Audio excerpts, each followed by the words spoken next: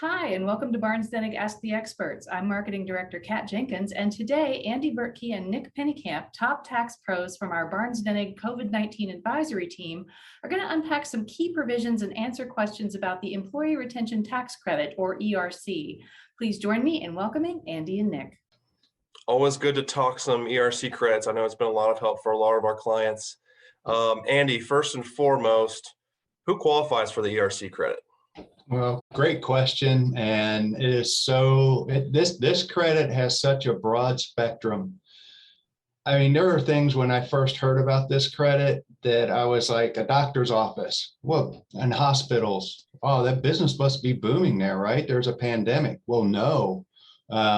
Doctors' offices and hospitals were shut down from routine examination. So, the things that you would think during a pandemic don't always pan out. So no pun intended, but it is amazing about all the business lines and industries that do qualify for this credit. So I'd answer that question by just about everyone. And what are some of the potential impacts of the employee retention credit? Well, the biggest impact is the money, and companies, whether you're a restaurant,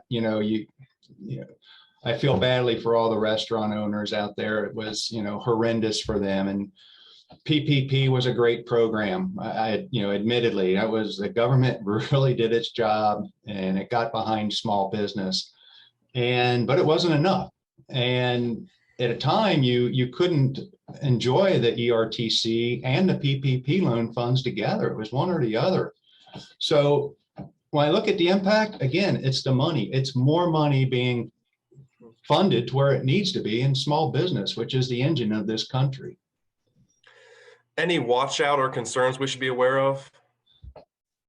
The laws are very complex. It sounds very simple at the surface when you say I get a $5,000 credit per person per employee and $7,000 credit per employee per quarter in 2021. Sounds real simple. But we've been operating in this with very little guidance from the IRS. Again, the laws are very complex.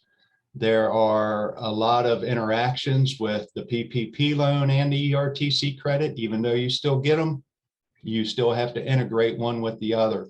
There are work opportunity tax credits that integrate with this. There are government orders that are all throughout the country that complicated. What is a government order? What is that? A partial shutdown? Is that a full shutdown? Is that a shutdown at all?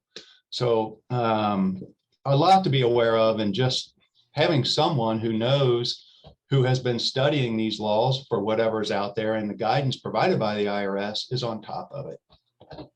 All right, what should we do if we think we qualify for the DRC credit? What's the next steps that the client should be taking?